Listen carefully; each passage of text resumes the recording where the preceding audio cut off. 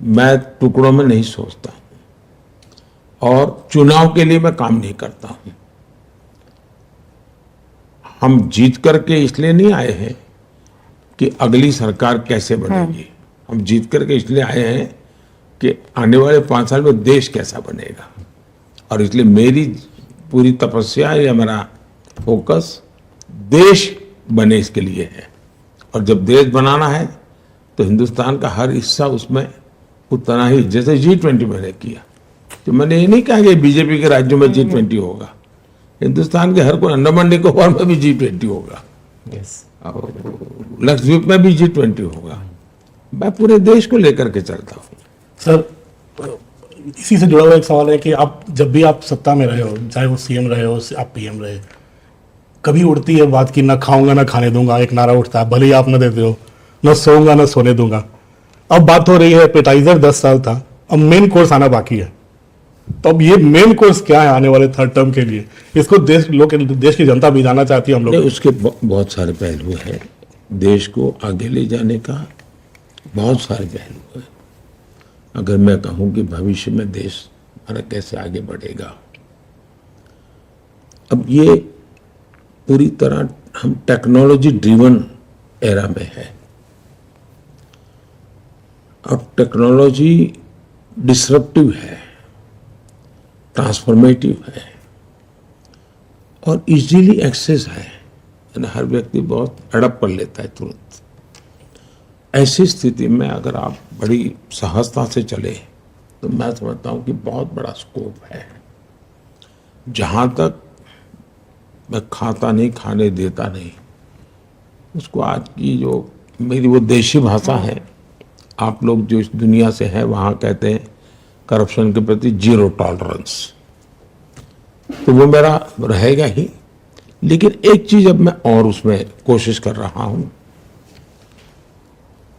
कि हमारे इस प्रकार से काम करने वाली इंस्टीट्यूशंस है, उसमें की समाज में एक प्रतिष्ठा बढ़नी चाहिए।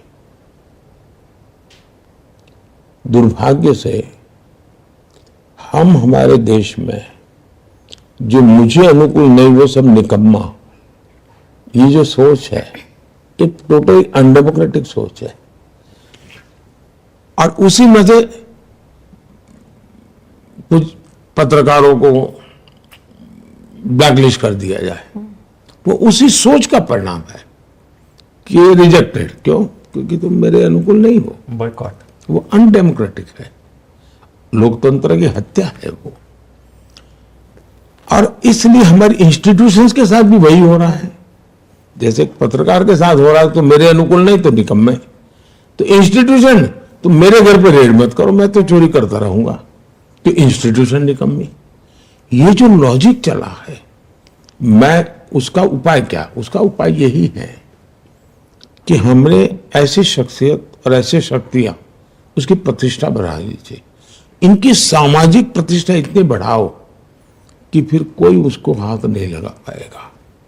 और मैं पक्का मानता हूं कि आने वाले दिनों में जब देश समझेगा कि भाई ये 2200 करोड़ रुपयों के ढेर टीवी के सामने दिख रहे हैं पहाड़ नोटों के, तो लोग देखें यार कोई तो सिस्टम होगी जिसने पकड़ा होगा, तो पता चलता है जब वो इंस्टीट्यूशन है, वो संस्था है, वो संस्था है, तो उसके जैसे सेना के प्रति आज एक सम्मान का भाव है, वैसा ही सम्मान का भाव जो देश के लिए काम करने वाले इंस्टीट्यूशंस है उनके पास होना चाहिए।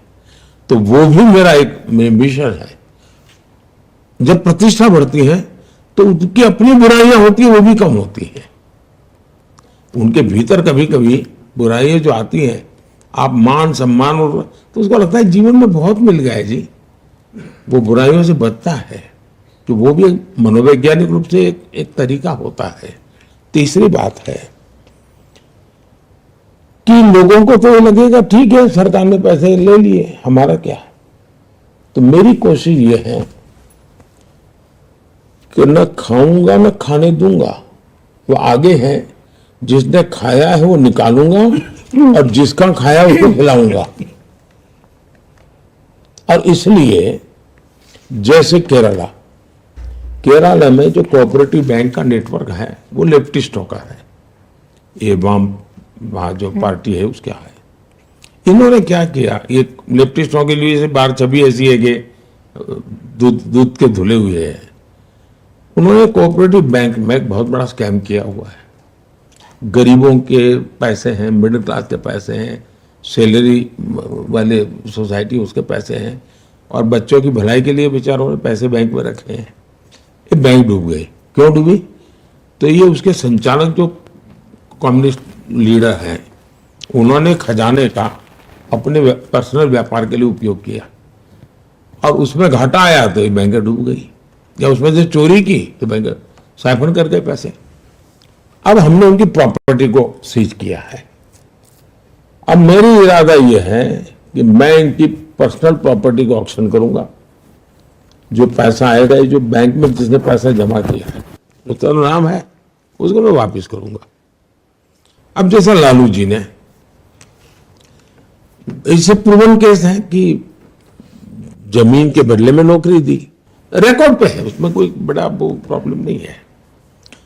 अब पता है कि इसकी जमीन, ये नौकरी मिली और उसके बदले में जमीन लिखवा ली, तो मैं चाहूंगा कि जिसकी जमीन है उसको जमीन वापस मिले।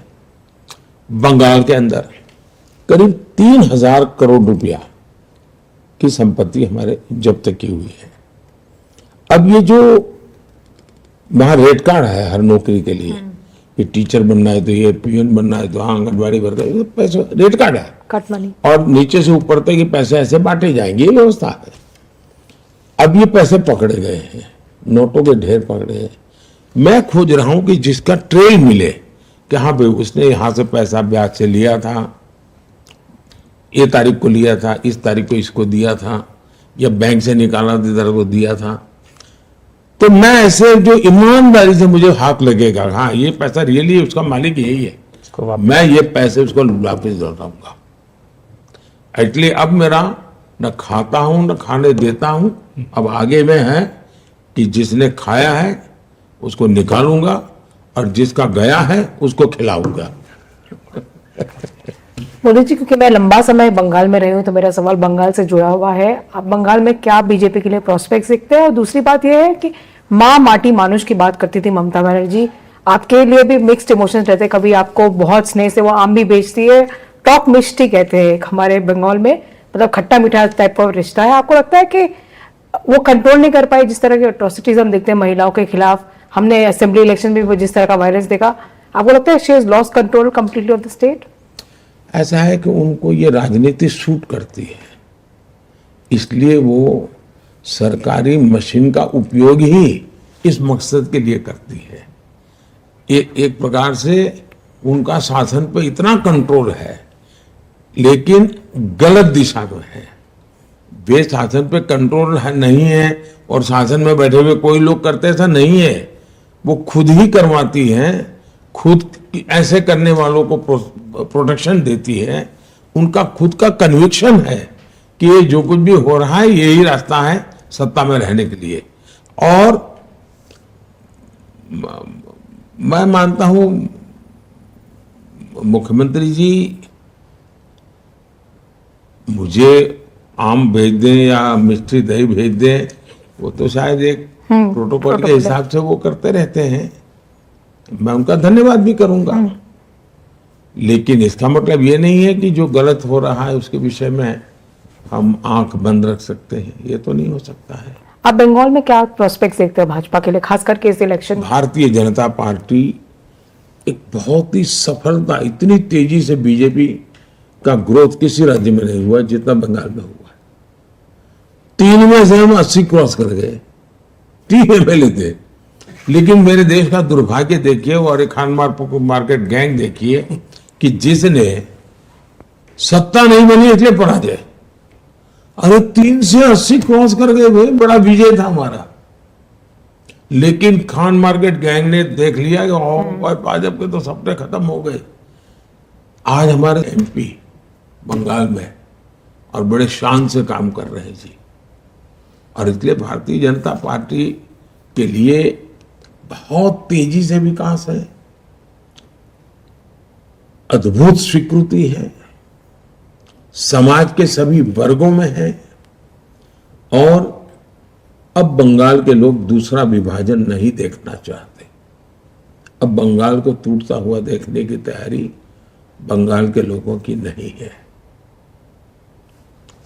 सर, बंगाल के बाद एक बार मैं दिल्ली को लेकर सवाल पूछना चाहता हूँ। दिल्ली के मुख्यमंत्री अरविंद केजरीवाल 40 दिन तिहाड़ में गुजारे, बाहर चुनाव प्रचार वो कर रहे हैं। वो ये कह रहे हैं कि मतलब वो इकोसिस्टम या वो खुद इसको अपनी जीत बता रहे हैं, जैसे घोटाला हुआ नहीं। वो कह रहे हैं कि मुझे चुनाव जिताओगे तो मैं जेल नहीं जाऊंगा और रिजाइन बिल्कुल नहीं करूंगा, ये सब प्लॉट था मेरे अगेंस्ट। वो कह रहे हैं कि ये बेल है, मेरी जीत है। इसको आप किस तरह से देखते हैं सर? ऐसा है कि मैं व्यक्तिगत उनका जो मामला चल रहा है उस पर कोई भी टिप्पणी करूं उचित नहीं है, क्योंकि अभी मामला कोर्ट में है। मेरी चिंता कोई व्यक्ति नहीं है। मैं तो अदालत ने क्या कहा उसके पर अगर ध्यान केंद्रित करूं तो शराब घोटाले में हाईकोर्ट की टिप्पणी क्या है, हाईकोर्ट ने क्या कहा है, मैं उसको तो मानूंगा। एजेंसी ने क्या किया है छोड़ो, किसी बीजेपी स्पोक्स पर्सन ने क्या कहा है वो छोड़ो, वो स्वयं क्या कहते हैं वो छोड़ो। कम से कम हाई कोर्ट ने शराब घोटाले के बारे में जो कहा है और बहुत ही कड़ी टिप्पणी की है। अब चिंता का विषय ये है देश में और जो गंभीर है कि सार्वजनिक जीवन में कोई जिम्मेवारी नहीं रहेगी, अपनी खुद की बातों पर भी कोई कमिटमेंट नहीं रहेगा। सार्वजनिक जीवन में एक जमाना था, स्कूल में कोई बच्चा अगर कॉपी करता है और पकड़ा जाए तो महीने भर स्कूल नहीं आता था। उसके माँ बाप भी शर्माते थे, यार मेरा बेटा एग्जाम में कॉपी करने में पकड़ा गया था। ये स्थिति थी, यानी इन चीजों को बुरा माना जाता था हमारे समाज में। आज बेशर्मी के साथ सजा जिनको हो चुकी है, जिन पर गंभीर आरोप लगे हैं, उनको कंधे पे लेकर के आप सार्वजनिक रूप से नाच रहे हो। ये जो पतन हुआ है वो चिंता का विषय है। मुझे कोई पर्सन से लेना देना नहीं है। अगर ये हुआ तो भ्रष्टाचार की होता क्या, पहले जमाने में डाकू होते थे, महिमा मंडन होता था उनका, वो डकैती करते थे, महिमा मंडन होता था समाज में। अखबारों में भी मैं जो पहले के जमाने में 2-2 पेज स्टोरी, कवर स्टोरी मिलती थी उनको कि ऐसा ऐसा उसका तो जीवन ऐसा, वो तो ऐसा कर सकता है, और वो बड़े बन जाते थे। दुर्भाग्य से अब राजनेताओं को ये बेनिफिट मिलने लगा है कि इतना भ्रष्ट लोगों का। मैं तो हैरान हूं कि कोई अखबार वाला किसी भ्रष्ट व्यक्ति का इंटरव्यू लेने जाए। एक चार्ल्स शोभराज मैंने अपना देखा था कि लोग इसका इंटरव्यू करने जाते थे, और आज मैं देख रहा हूं। वरना कोई भाई अब इनके विषय में एक बार क्लियर हो जाए तब तक रहने दो। ये पतन है समाज जीवन का, मेरी चिंता वो है। मोदी जी, कोई भी लीडर हैं जो प्रधानमंत्री 2 बार रह लें, थोड़ी बहुत एंटी इनकम्बेंसी आ जाती है। इस देश में 3 बार सिर्फ नेहरू जी चुनाव जीत पाए, पर आपके खिलाफ ग्राउंड पर जब हम जाएं तो लोग भी कहते हैं, बीजेपी के लोग भी कहते हैं कि एक प्रो इनकम्बेंसी है। तो 272 जब पार हुआ 2014 में, तो लोगों ने कहा मोदी जी की आंधी है देश में।